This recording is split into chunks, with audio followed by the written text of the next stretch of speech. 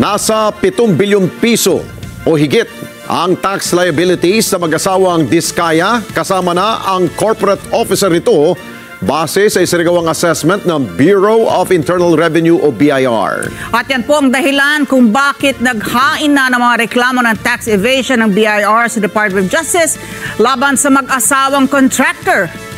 Nagbanta naman ang BIR na panimula pa lamang ito sa mga kaso ng Diskaya dahil hindi pa tapos ang kanilang investigasyon kasama ang iba pang mga contractors at personalidad na sabit rin sa flood control project anomaly. Kunin natin ang live report ni Madeline Villar, Moratillo. Mads?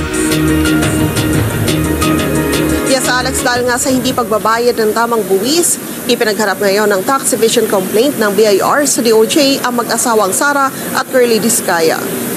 Patong-patong na tax evasion complaint ang kinakaharap ngayon ng mag-asawang Sara at Curly Diskaya kasamang corporate officer ng St. Gerard Construction sa Department of Justice. Higit 7.1 bilyong piso na hindi nabayarang buwis ang hinahabol ng Bureau of Internal Revenue laban sa mga Diskaya. Sabi ni BIR Commissioner Romeo Lumagi Jr., yan ay para sa mga hindi nabayarang income tax na mag-asawang Diskaya, maging excise tax ng kanilang siyam na luxury vehicles. Essentially, parang lifestyle checks dito. Tiningnan natin yung mga ari-arian nila at binangga natin sa mga taxes na nabayaran nila.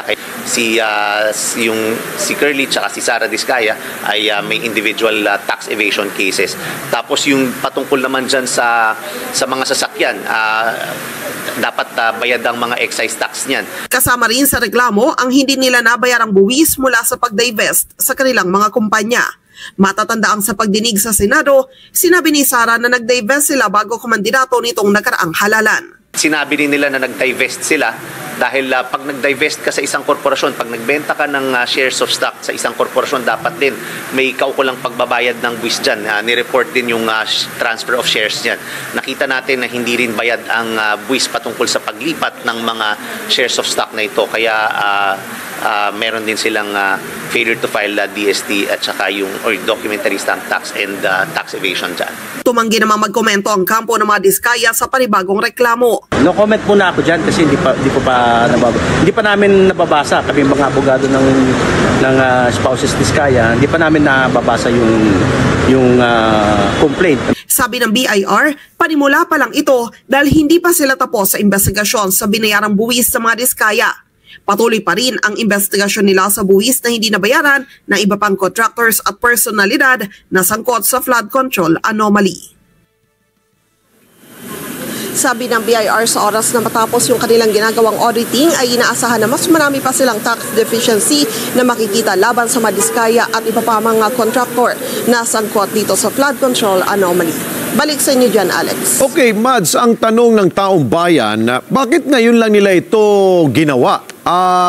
Wala bang kasapakat ang mga Diskaya mula dyan sa BIR at bakit nakalusot ito?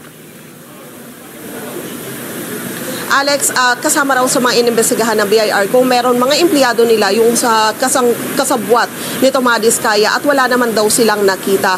Bakit ngayon lang ang sabi ni Commissioner Lumagi? Actually, 2024, nagsimula na silang imbestigahan yung patungkol nga dito sa tax liabilities ng mga Diskaya dahil nakatanggap sila ng impormasyon sa mga hindi nito nababayaran na buwis. Pero ang nakapagpatagal kasi daw sa proseso nila sapagkat kailangan nilang sumunod sa due process yung pagbibigay ng pagkakataon sa mga Diskaya na makasagot doon sa kanilang mga katanungan.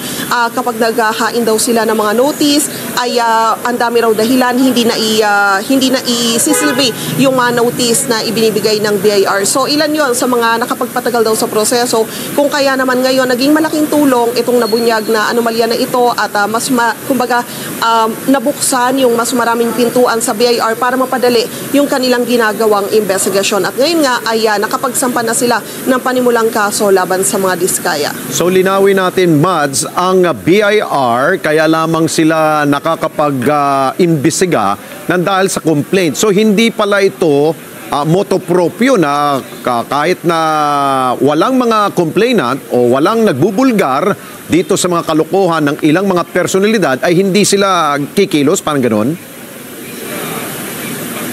Hindi, Alex. Kumilos sila motu proprio noon pa nakaraang taon matapos silang makatanggap ng impormasyon. Meron silang tip na natanggap patungkol nga dito sa mga hindi nababayarang tax ng mga diskaya kung kalat nagsimula sila na mag-imbestiga. Ayun. So ano ang inaasahan ng taong bayan? Dahil napakalaking pera to, no? 7.1 billion pesos ang hindi naibigay sa ating kabanang bayan. Ano ito? Kaya bang bawiin pa ba ito? Umaasa yung BIR, Alex, na mababawi nila yan at mananalo sila yung kanilang kaso sapagkat kumpiyansa naman daw sila sa mga ebidensya, mga supporting documents na kanilang isinampa dito sa Department of Justice at umaasa sila na makakarating yan hanggang sa Court of Tax Appeals at sa huli ay sila ang mananalo at maibabalik yung mga tax liabilities ng mag-asawang diskaya. Okay, maraming salamat sa iyo, Madeline Villar Moratillo. Mata natin, dyan po sa BIR.